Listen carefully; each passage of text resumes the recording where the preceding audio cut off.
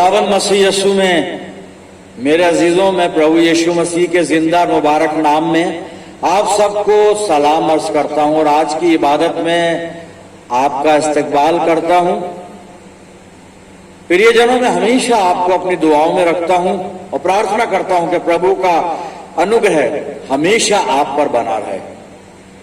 आज के अच्छे समय के लिए परमेश्वर का धन्यवाद करते हैं अजीजों। और आज जो खुदा बाप ने मेरे और आपके मेडिटेशन के लिए कलाम का हिस्सा दिया है वो बाइबल मुकद्दस की पहली किताब पैदाइश की किताब द बुक ऑफ जेनेसिस, पैदाइश 6 अध्याय और 5 से 8 पद मैं आपके सामने पढ़ूंगा। The book of Genesis chapter 6 versus 5 to 8। आप अपनी बाइबल में देखें, मैं पढ़ रहा हूं उत्पत्ति की पुस्तक 6 अध्याय 5 से 8 पद। और खुदावन ने देखा कि जमीन पर इंसान की बदी बहुत बढ़ गई और उसके दिल के तसव्वुर और ख्याल सदा बुरे ही होते हैं। तब खुदावन जमीन पर इंसान को पैदा करने से मलूल हुआ और दिल में गम किया। और खुदावन ने कहा, मैं इंसान को जिसे मैंने पैदा किया रूए जमीन पर से मिटा डालूंगा, इंसान से लेकर हैवान और रेंगने वाले जानदार और हवा के परिंदों तक, क्योंकि मैं उनके बनाने से मलूल हूं। आखिरी और 8वीं आयत है, मगर नूह खुदावन की नजर में मकबूल हुआ। खुदावन की बड़ी बरकत उसके पाक कलाम के पढ़े जाने और सुनने जाने पर हो, आमीन। आइए अपने आप को तैयार करें खुदा का कलाम सुनने और समझने के लिए और दुआ मांगे। खुदावन हमारे प्यारे आसमानी बाप, ये वक्त है तेरे जिंदा मुबारक कलाम पर मेडिटेशन करने का। आए आसमानी बाप, हम जानते हैं हमारी इंसानी अक्ल इसके लिए लायक नहीं है। हम मिन्नत करते हैं हम सबको पवित्र आत्मा से परिपूर्ण कर, पवित्र आत्मा का मार्गदर्शन हमें दे के पाक रूह की रहनुमाई में होकर हम कलाम को समझ पाए और अपनी जिंदगियों में इसको जगह देने वाले हों। परमपिता परमेश्वर, जब ये वचन रूपी बीज हमारे दिल की जमीन पर गिरता है तो हमारी जिंदगियों में जड़ पकड़े और बहुत सा फल लाने वाला हो। आसमानी बाप, जब तक हम तेरी संगति में हैं, हमारी दुआ है कि हमारे चारों तरफ अपने पाक फरिश्तों की सेना का बाड़ा बांधना कि शैतान हमें किसी भी तरह से दखल न देने पाए। खुदावन, जब हम तेरे पाक मजबे पर से उठकर अपने घरों को रुखसत होते हैं तो तुझसे बहुत सी रूहानी बरकत लेकर जाने वाले हों। आए प्यारे आसमानी बाप, अपनी जिंदगियों को तेरे हवाले करते हैं और इस दुआ को तेरे प्यारे इकलौते बेटे अपने निजात दहिंदा खुदावंद यीशु मसीह के जिंदा और मुबारक नाम के वसीले से मांगते हैं, सुन और कबूल कर ले, आमीन। प्रियजनों, एक बार फिर हम परमेश्वर का धन्यवाद करते हैं और आज की अच्छी संगति के लिए खुदावन के शुक्रगुजार हैं। उसने मौका दिया हम सब मिलकर परमेश्वर के पवित्र जीवित वचन पर मनन करने को यहाँ पर उपस्थित हो सके। उत्पत्ति की पुस्तक 6 अध्याय 5 से 8 पद मैंने आपके सामने पढ़े। The book of Genesis chapter 6 5 to 8 और 8वीं आयत को मैं फिर से पढ़ूंगा और इसी पर बातचीत करेंगे। आप अपनी बाइबल को एक बार फिर देखें। The book of Genesis chapter 6 and verse 8। उत्पत्ति 6 8 पद में लिखा है, मगर नूह खुदावन की नजर में मकबूल हुआ। मगर नूह खुदावन की नजर में मकबूल हुआ। इंग्लिश वर्जन में लिखा है, but Noah found grace in the eyes of the Lord. But Noah found in the grace, found grace in the नहीं, found grace in the eyes of the Lord. मैं एक बार फिर दोहरा रहा हूं इसको सही तरीके से, but Noah found grace in the eyes of the Lord. और इसी आयत पर जो यहां पर लिखी गई है, but Noah found grace in the eyes of the Lord, हम इस पर ध्यान दे रहे हैं कि खुदावंद की दृष्टि नोहा पर थी और खुदावंद की नजर में नोहा जो था वो मकबूल हुआ। नूह, उर्दू में नूह कहा है, इंग्लिश में नोहा और हिंदी में भी नूह है। तो अब नूह के बारे में यहां पर पढ़ रहे हैं कि परमेश्वर की दृष्टि नूह पर थी। नूह खुदावन की नजर में मकबूल हुआ। Noah found grace in the eyes of the Lord. Context क्या चल रहा है। जब हम छठे पद को पढ़ रहे हैं, और मैंने 5 आयत से पढ़ा भी था, लेकिन जब पहली आयत से आप पढ़ेंगे तो समझ जाएंगे कि खुदा ने देखा कि दुनिया में गुनाह बहुत बढ़ गया, और मैं कोई नई बात आपको नहीं बता रहा हूं सिवाय 8 पद को छोड़कर। हम सब जानते हैं नूह के तूफान के बारे में। नूह के वक्त में जो प्रलय हुआ था, और जो दुनिया, सारी दुनिया नूह के परिवार को छोड़कर और उन प्राणियों को छोड़कर जो जहाज में थे उनको छोड़कर बाकी दुनिया हलाक कर दी गई, क्योंकि परमेश्वर ने देखा कि मनुष्य का पाप बहुत बढ़ गया, उसके विचार निरंतर खराब होते हैं। और तब खुदा ने नूह से बातचीत की, और काफी बातचीत हुई, बहुत कुछ हुआ वहां पर, लेकिन बड़े शॉर्ट में, संक्षिप्त में मैं एक याद दिला रहा हूं, आपको बता नहीं रहा हूं, याद दिला रहा हूं कि खुदा ने नूह से कहा कि अब तू अपने परिवार समेत और जो जो प्राणी में बताऊं उनको लेकर तू जहाज में जा, और मैं पूरी दुनिया को फिर पानी भेजकर, बारिश करके और हलाक कर दूंगा। और फिर हम जानते हैं कि 40 दिन और 40 रात वर्षा हुई, और पूरी दुनिया डूबकर हलाक हो गई, सिवाय उन जानदारों के और सिवाय उस खानदान के, नूह के खानदान के, जो नूह के जहाज में थे, वो बचे। और पूरी दुनिया को खुदा ने हलाक कर दिया। लेकिन नूह के बारे में लिखा है खुदा ने नूह और उसके खानदान को हलाक नहीं किया। और क्यों नहीं किया? क्योंकि यहाँ पे 8वें पद में लिखा है कि मगर नूह खुदावन की नजर में मकबूल हुआ। परमेश्वर की दृष्टि नूह पर थी, but Noah found grace in the eyes of the Lord. भाई खुदाबाद की नजर सिर्फ नोहा पर है, बड़ी पॉजिटिव नजर है, नूह पर है, और खुदा नूह को महफूज कर रहा है, नूह को बचा लिया गया है, और पूरी दुनिया गर्क के आब हो गई, पानी में डूब मरी। पूरी दुनिया, सिर्फ नूह अपने परिवार समेत बचाया गया। बाकी जो जहाज में थे हम उनकी बात नहीं, कि हमें मालूम है सारे वहां पे जानदार थे, सारे प्राणी, सारे रेंगने वाले, उड़ने वाले, पशु पक्षी, जो जो खुदा ने उसको हुक्म दिया था वो वहां पर जोड़े वाइज थे, वहां पर नर और मादा वहां पर थे, जो डिटेल में बाइबल में लिखा है। पर हम सिर्फ यहाँ पे नूह की जिंदगी पर गौर कर रहे हैं कि खुदा की नजर नूह के ऊपर है। साहब, नूह जो है वो खुदावन की नजर में मकबूल होता है। परमेश्वर की दृष्टि में नूह जो है एक ग्रहण योग्य व्यक्ति है, परमेश्वर का ग्रहण योग्य जन है। मेरे अजीजों, क्या कभी हमने इस एक्सपीरियंस को अपनी जिंदगी में किया कि मैं खुदा की दृष्टि में मकबूल हूं, परमेश्वर की नजर में मकबूल हूं? कभी ऐसा?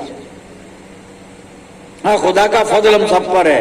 ग्रेस की बात अगर हम कहवा लेगा, नोहा फाउंड ग्रेस, हम ग्रेस नहीं, हम तो वो अल्फाज देख रहे हैं जो 8वें पद में है कि मगर नूह खुदावन की नजर में मकबूल हुआ। और नूह हलाक नहीं किया गया उस 40 दिन और 40 रात की जो बारिश हुई उससे, उस तूफान से नूह बचाया गया। और क्यों बचाया गया? क्योंकि खुदा बाप की नजर नूह पर बनी रही, खुदा बाप का ग्रेस नूह पर बना रहा, उसका अनुग्रह नूह पर बना रहा मेरे अजीजों, और वो हलाक नहीं हुआ और सारी दुनिया हलाक हो गई। तो नूह में ऐसा क्या था? सवाल ये, नूह में ऐसा क्या था? क्यों परमेश्वर की दृष्टि में ये इतना ग्रहण योग्य व्यक्ति है नूह कि सारी दुनिया उस तूफान में मर मिटी, हलाक हो गई, लेकिन नूह महफूज है मेरे अजीजों। क्या वजह क्या है? मजे तक पहुंचना चाहते हैं। कह सकते हैं नूह अच्छा आदमी था, हाँ ये एक आम ख्याल है ये, लेकिन इतना ही नहीं, कुछ और भी है आगे। बात कुछ और है कि नूह बच गया और परमेश्वर की दृष्टि उस पर थी, वो परमेश्वर की दृष्टि में ग्रहण योग्य ठहरा, ग्रहण योग्य निकला। नूह पर खुदावन की नजर बनी रही, फजल बना रहा, परमेश्वर का हाथ उस पर बना रहा मेरे अजीजों। वजह क्या थी? और जो वजह थी वो वजह हमारी जिंदगी में भी होनी चाहिए, ताकि परमेश्वर का अनुग्रह हम पर होता रहे, खुदा का फेवर हमें मिलता रहे, उसकी बरकतें हमारी जिंदगी पर बरकरार रहें। तो वजह क्या थी? नूह पर खुदावन की नजर क्यों थी? यानी वो क्यों मकबूल हुआ खुदा की नजर में? क्यों वो ग्रहण योग्य हुआ? परमेश्वर की दृष्टि में, नूह पर जो खुदा का जो ग्रेस इंग्लिश वर्जन में कहा है ना कि he found grace in the eyes of the Lord. क्यों उसको क्यों मिला फजल? पूरी दुनिया में सिर्फ एक शख्स है यहाँ पे जो बचाया गया है उस तूफान नूह से। वजह क्या थी? हाँ जिदा, अब वजह देखते हैं इसी अध्याय में, पैदाइश यानी उत्पत्ति की पुस्तक 6 अध्याय और 9 पद में पढ़ा हूं, अपनी बाइबल में देखिएगा। The book of Genesis chapter 6 and verse 9 आप अपनी बाइबल में देखिए। यहां लिखा है, मैं उर्दू की बाइबल पढ़ता हूं, आप जानते हैं, तो आप अपनी बाइबल देख लें। उत्पत्ति 6 और 9 पद पढ़ रहा हूं। नूह का नस्ब नामा यह है, नूह की वंशावली यह है, नूह का नस्ब नामा यह है। बात शुरू हो रही है उसकी वंशावली की, लेकिन सबसे पहले नूह का इंट्रोडक्शन आया है यहाँ पे, और यहां पर ही वो वजह है कि जिसकी वजह से खुदावंद की नजर नूह पर थी। परमेश्वर की दृष्टि में नूह जो था वो ग्रहण योग्य निकला, मकबूल हुआ, कबूल किया गया जी। फिर देखिए आप, नूह का नस्ब नामा यह है, 9वां पद, वही चलेगा 9 पद। नूह मर्द रास्तबाज, ही वॉज राइचियस पर्सन, और अपने जमाने के लोगों में बेऐब था, बेऐब, निर्दोष, कोई ऐब नहीं था, बेऐब था, खरा मनुष्य था, बेऐब था। और आगे लिखा है, और नूह खुदा के साथ साथ चलता रहा। 3 चीजें, वो धर्मी है, निर्दोष है, और जो वो दोनों बातों को प्रैक्टिकल शेप दे रहा है ना। हम में से बहुत से धर्मी हैं, हम में से बहुत से निर्दोष हैं, बिल्कुल हैं साहब, लेकिन जो तीसरी बात नूह के लिए लिखी हुई है ना, अगर वो हमारे जीवन में नहीं है तो हमारी ये पहले की जो 2 बातें, हमारी धार्मिकता और हमारा निष्कलंक होना, निर्दोष होना, ही बेकार है। क्योंकि वहां पे आखिरी बात, जो आखिरी हिस्सा है पद का, वो वहां पे लिखा है कि और नूह खुदा के साथ साथ चलता रहा। ये वो व्यक्ति है जो परमेश्वर के साथ चलता है साहब, धर्मी तो है ही, निर्दोष तो है ही, लेकिन खुदा के साथ साथ भी चलता है। हमारी जिंदगी में अक्सर कमी ये रह जाती है कि हम धर्मी बनकर बस खुदा से दूर हो जाते हैं। वह धर्मी है, दुआ कर रहे हैं, चर्च जा रहे हैं, इतना काफी है, लेकिन खुदा के साथ साथ नहीं चलते। तो पादरी साहब, फिर खुदा के साथ साथ चलना क्या होता है? अगर चर्च जाना नहीं है, धर्मी होना नहीं है, बाइबल पढ़ना पढ़ाना नहीं है, तो चलना क्या होता है भी बताऊंगा मैं, बाइबल बताएगी, मैं तो क्या बताऊंगा, मैं कभी कुछ नहीं बताता, बाइबल बताती है, क्योंकि मैं भी यहीं से सीख के आपके साथ शेयर करता हूं, आपको सिखाता नहीं, सिखाने वाला तो हमारा खुदा है और रहनुमाई करने वाला पवित्र आत्मा है। नूह खुदा के साथ साथ चलता है साहब, इसलिए खुदा की नजर में नूह मकबूल है, ग्रहण योग्य है। अगर मैं परमेश्वर के साथ चलता हूं तो मेरी धार्मिकता मेरे लिए फायदेमंद है, मेरा निष्कलंक या निर्दोष होना मेरे लिए लाभकारी है, अन्यथा बेकार है मेरे से। अपनी जिंदगियों को टटोलने का वक्त है ये समय है ये। नूह खुदा के साथ साथ चलता है, इसलिए खुदा का ये फेवर नूह को मिला, नूह को मिला, इसलिए परमेश्वर की कृपा दृष्टि नूह पर हुई। नूह खुदा की नजर में मकबूल हुआ मेरे अजीजों। और जब कोई खुदा के साथ चलता है तो खुदा उसके साथ चलता है, ये याद रखें हमेशा। जब कोई खुदा के साथ चलता है तो खुदा उसके साथ चलता है। मैं हवाला पढ़ रहा हूं, व्यवस्था विवरण और 20 अध्याय और इसका पहला पद और चौथा पद मैं पढ़ूंगा। The book of Deuteronomy chapter 20 and verse 1 और 4 सुनिएगा। व्यवस्था विवरण 20 पहला पद, जब तू अपने शत्रुओं से युद्ध करने को जाए और घोड़े, रथ और अपने से अधिक सेना को देखे, तब उनसे ना डरना। तेरा परमेश्वर यहोवा जो तुझको मिस्र देश से निकाल ले आया है वो तेरे संग है। क्योंकि इस्राएली परमेश्वर के साथ चल रहे हैं, खुदा इनके साथ है साहब। जो खुदा के साथ चलता है खुदा उसके साथ चलता है, खुदा उसके साथ रहता है, खुदा उसको कभी कभी नहीं छोड़ता। जी फिर इसी का चौथा पद पढ़ रहा हूं, व्यवस्था विवरण 20:4, क्योंकि तुम्हारा परमेश्वर हुआ तुम्हारे शत्रुओं से युद्ध करने और तुम्हें बचाने के लिए तुम्हारे संग संग चलता है, तुम्हारे संग संग चलता है।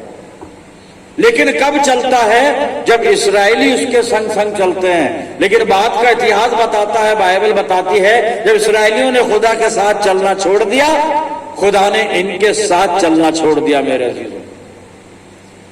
तो नूह पर परमेश्वर की दृष्टि बनी हुई है, वो बचा लिया गया है, सुरक्षित है। सारी दुनिया हलाक हो गई, वो सुरक्षित है अपने परिवार समेत। क्यों सुरक्षित है? क्योंकि बाइबल बता रही है, उत्पत्ति 6 और 9 पद, नूह खुदा के साथ साथ चलता रहा, इसलिए महफूज है। अजीजों, इससे पहले कि ये सवाल हम खुद से करें कि क्या हम खुदा के साथ साथ चल रहे हैं, खुदा के साथ साथ चलना होता क्या है, उसको समझ लें। फिर सवाल करेंगे कि क्या हम खुदा के साथ साथ चल रहे हैं। जी, खुदा के साथ चलना क्या है? क्या चर्च रेगुलर आना?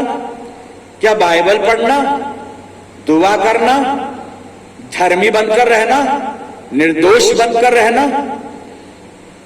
ये जरूरी चीजें हैं, लेकिन खुदा के साथ साथ चलना वो 3 बातों से पूरा होता है। जब हम जिंदगी में 3 काम करेंगे जो मैं बता रहा हूं, और सिर्फ रेफरेंस दूंगा मैं, पढ़ना आप बाद में नोट डाउन करते चलिए, अब बाद में पढ़िएगा आप मेरे अजीजों।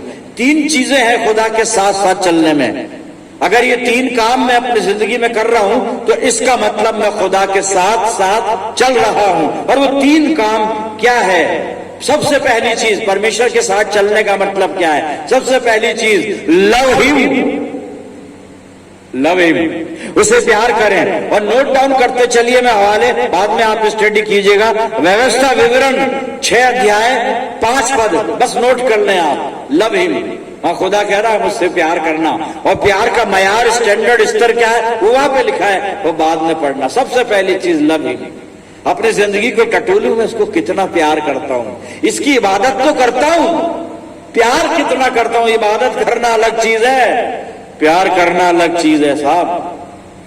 लव हिम पहली चीज।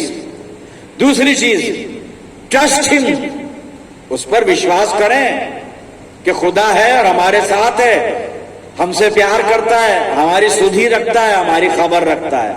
ट्रस्ट हिम, भरोसा करें उस पर, खुदा पे भरोसा।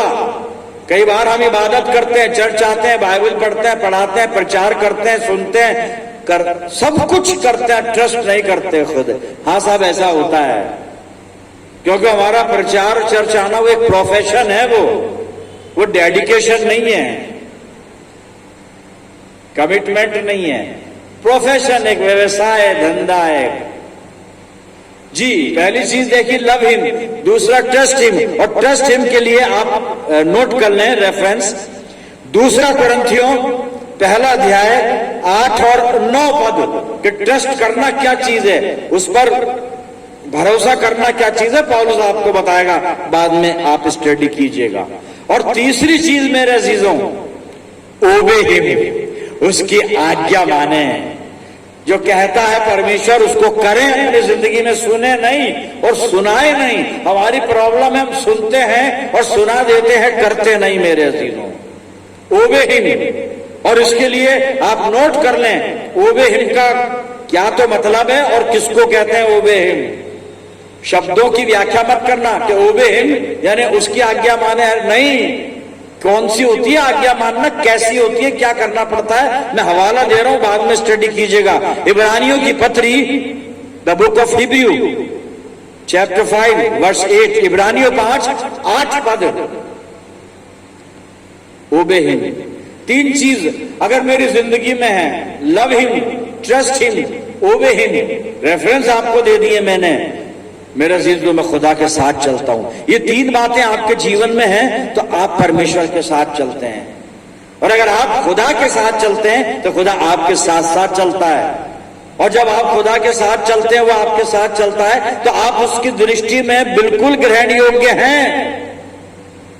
आप खुदावन की नजर में मकबूल हैं साहब। उसका ग्रेस आप पर है, उसका ग्रेस आप पर है। एक हवाला प्रकाशित वाक्य में से पढ़ लेते हैं और 3 अध्याय और 7 और 8 पद पहले पढ़ूंगा मैं कि उसके साथ चलना, उस पर उसमें बने रहना, वो क्या चीज है। फिलाडेल्फिया की कलीसिया को खुदावंद मसीह यीशु कुछ कह रहा है यहाँ पे। और प्रकाशित वाक्य 3 और 7 और 8 पद, the book of Revelation chapter 3 and verse 7, 8 and then फिर 10 भी पढ़ेंगे हम, 10वां पद भी पढ़ेंगे। सुनिएगा, फिलाडेल्फिया की कलीसिया के दूत को ये लिख, जो पवित्र और सत्य है और जो दाऊद की कुंजी रखता है, जिसके खोले हुए को कोई बंद नहीं कर सकता और बंद किए हुए को कोई खोल नहीं सकता, वो ये कहता है, खुदावंद मसीह यीशु फिलाडेल्फिया की कलीसिया को कह रहा है। क्या कह रहा है? वो ये कहता है, क्या कहता है जी? 8 पद, मैं तेरे कामों को जानता हूं, देख मैंने तेरे सामने एक द्वार खोल रखा है जिसे कोई बंद नहीं कर सकता। तेरी सामर्थ थोड़ी सी तो है, फिर भी तूने मेरे वचन का पालन किया है और मेरे नाम का इनकार नहीं किया। ये वो कलीसिया है जो प्यार करती है परमेश्वर से, जो उस पर ट्रस्ट करती है, भरोसा करती है, एतकाद रखती है उस पर और उसकी आज्ञा का पालन करती है। जी हाँ, इसके बाद मैं 10वां पद पढ़ रहा हूं। अब उसको रिवार्ड क्या दिया जा रहा है यीशु मसीह की तरफ से? ये वो कलीसिया है जो परमेश्वर के साथ चलती है, अपने मुक्तिदाता प्रभु यीशु मसीह के साथ चलती है। तो इसका रिवार्ड क्या है? 10वां पद पर प्रकाशित वाक्य 3:10, तूने मेरे धीरज के वचन को थामा है। मैंने जो 3 हवाले आपको दिए हैं ना अभी, उसके साथ चलने के लिए, love him, trust him, obey him, ये वचन में से दिए मैंने। ये परमेश्वर का वचन है, इस वचन को थामना है, हमें थामना है, सुनना नहीं है, सुनना नहीं है। हम सुनते हैं सिर्फ, थामते नहीं है। सुन लीजिए लेकिन थाम भी लीजिए, और थाम कर यहां थामना है, इसको यहां थामना है, यहां मत थाम लेना, ये काम नहीं आएगा, यहां रखा हुआ काम नहीं आएगा। यहां से 1 फुट नीचे आ जाना और यहां आ जाना, यहां वचन रखना, फिर काम आएगा, और इतना काम आएगा कि सारे काम आपके सफल होते चले जाएंगे। तो यहाँ पे कलीसिया को कहा जा रहा है मसीह यीशु के द्वारा कि तूने मेरे धीरज के वचन को थामा है, इसलिए मैं भी तुझे परीक्षा के उस समय बचा रखूंगा जो पृथ्वी पर रहने वालों के परखने के लिए सारे संसार पर आने वाला है मेरे से। क्योंकि कलीसिया खुदा के साथ चलती है, अपने मुक्तिदाता प्रभु यीशु के साथ चलती है, इसलिए यीशु मसीह कहता है मैं तेरे साथ रहूंगा, तेरे साथ चलूंगा, तुझको बचाऊंगा, तुझे महफूज रखूंगा, क्योंकि मेरी नजर में तू मकबूल है। बस अजीजों, आखिरी हवाला मैं पढ़ने जा रहा हूं, लेकिन सवाल करें अपने आप से, क्या मैं खुदा के साथ चल रहा हूं? क्या मैं उसकी दृष्टि में मकबूल हूं? क्या मैं उसकी दृष्टि में ग्रहण योग्य हूं? और साथ चलने का मतलब ये नहीं जो गाने में हम गाते हैं ना, मैं यीशु के साथ नूर में चलूंगा, ये गाना है। चलने का मतलब वही 3 बातें, फिर दोहरा रहा हूं, love him, trust him, obey him. तब चलना कामयाब होगा साहब, तब चलना सार्थक होगा, तब चलना मीनिंगफुल होगा, ब्लेसेड होगा। चलना, प्रभु यीशु के साथ चलना। आखिरी हवाला फिर कंक्लूड करेंगे, और यूहन्ना रचित सुसमाचार खोल ले, 12 अध्याय निकाल लें, और इसका 35 पद मैं पढ़ रहा हूं, सुनिए 35 पद। कोई नई आयत आपको नहीं बता रहा हूं, खुदा का कलाम है, कई बार सुनिए, लेकिन आज रिलेवेंट है इसलिए सुन लेते हैं। यूहन्ना 12, the book of John, gospel of John chapter 12 and verse 35, सुनिए। यीशु ने उनसे कहा, ज्योति अब थोड़ी देर तक तुम्हारे बीच में है, और करना क्या है? यीशु कह रहा है ज्योति थोड़ी देर तुम्हारे बीच में है, लेकिन करना क्या है? मुझे और आपको करना क्या है? सुनिए, अगला हिस्सा पढ़ रहा हूं, आयत का दूसरा हिस्सा पढ़ रहा हूं, उसका सुनिएगा गौर से। जब तक ज्योति तुम्हारे साथ है तब तक चले चलो, जब तक ज्योति तुम्हारे साथ है तब तक चले चलो। ज्योति अर्थात प्रभु यीशु मसीह, खुदावन मसीह यीशु। जब तक खुदावन मसीह यीशु तुम्हारे साथ है तब तक चले चलो। जब तक खुदावन मसीह यीशु की करम फरमाइयां तुम पर हैं तब तक चले चलो। जब तक उसका अनुग्रह आप पर है तब तक चले चलो। जब तक उसकी कृपा दृष्टि आप पर बनी हुई है तब तक चले चलो। जब तक वो आपके नजदीक है तब तक चले चलो। उसकी संगति से दूर हट गए, चलना भी भूल जाओगे, ठोकरे खा खा के गिरते रहोगे, दूसरे उठाते रहेंगे। बस इतनी सी बात, जब तक ज्योति तुम्हारे साथ है चले चलो। इसको याद रखना है। सरमन यहां पे पूरा हो चुका है मेरा, और आखिरी जो अपील मैं कर रहा हूं वो प्रभु यीशु मसीह फरमा रहा है, वो मैं आपके सामने पढ़ रहा हूं। जी मैं इसको पढ़ता हूं, 35 पद को फिर पढ़ता हूं, सुनिएगा। यीशु ने उनसे कहा, ज्योति अब थोड़ी देर तुम्हारे बीच में है, जब तक ज्योति तुम्हारे साथ है तब तक चले चलो। ऐसा ना हो कि अंधकार तुम्हें आ घेरे, और जो अंधकार में चलता है वो नहीं जानता कि किधर जाता है। बस जब तक ज्योति तुम्हारे साथ है चले चलो। मेरे अजीजों, हम इस ज्योति को मिस ना कर दे। हम प्रभु यीशु से दूर ना हट जाएं, हम उसके अनुग्रह से बहुत दूर ना चले जाएं। जब तक ज्योति तुम्हारे साथ है, जब तक यीशु मसीह तुम्हारे साथ है, चले चलो, चले चलो। अच्छा, उसके साथ चलेंगे, मैं और आप हर बला से महफूज है मेरे अजीजों, हर खतरे से महफूज हैं, हर एक बात से महफूज हैं, हर एक चीज से महफूज हैं, मौत से महफूज हैं, गुनाह से महफूज हैं, गम से महफूज हैं, हर चीज से महफूज हैं। बस एक काम करना है, जब तक ज्योति तुम्हारे साथ है चले चलो। पवित्र आत्मा हमारा मार्गदर्शन करे कि हम बिल्कुल मुस्तैद रहें और मसीह यीशु के साथ साथ साथ साथ चलते रहें। मेरे अजीज, आइए दुआ करें। खुदावंद मसीह यीशु में हमारे प्यारे आसमानी बाप, हम तेरा धन्यवाद करते हैं पिता परमेश्वर इस कलाम के लिए, जिसने एक बार फिर हमें आगाह किया, एक बार फिर हमें वार्न किया कि जब तक ज्योति हमारे साथ है हम चले चलें, रुके नहीं, इस ज्योति से दूर न जाएं, इस ज्योति से बिछड़ न जाएं, संसार के अंधकार में न खो जाएं, बल्कि जब तक ज्योति हमारे साथ है हम चलते रहें, चले चलें, चलते रहें। पवित्र आत्मा के द्वारा हमें ज्योति के साथ चलना सिखा पिता परमेश्वर, अपने प्रभु के साथ चलना सिखा। पवित्र आत्मा की अगुवाई हमें दे खुदा बाप, पवित्र आत्मा की सामर्थ हमें प्रदान कर। परम पिता परमेश्वर, जितने मेरे साथ इस प्रार्थना में, मैं इन सब अजीजों के लिए दुआ करता हूं, इन सब अजीजों पर तेरी शफकत, रहमत और बरकत का साया हमेशा बना रहे, और हम सब मिलकर पूरे आलम के लिए, पूरी दुनिया के लिए दुआएं खैर करते हैं। आसमानी बाप, सब पर तेरा फजल हो। अपनी जिंदगियों को तेरे इख्तियार में देते हैं पिता परमेश्वर, और ये दुआ तेरे प्यारे और इकलौते बेटे और इस जहान के नजात देने वाले खुदावंद यीशु मसीह के जिंदा और मुबारक नाम के वसीले से मांगते हैं। सुन और कबूल फरमा ले, आमीन। अब हमारे खुदावंद मसीह यीशु का फजल, खुदा बाप की मोहब्बत, रूहे पाक की रिफाकत और शिराकत हम में से हर एक के साथ, तमाम ईमानदारों के साथ, हमारी सब कलीसियाओं के साथ अब से लेकर हमेशा तक होती रहे। आमीन।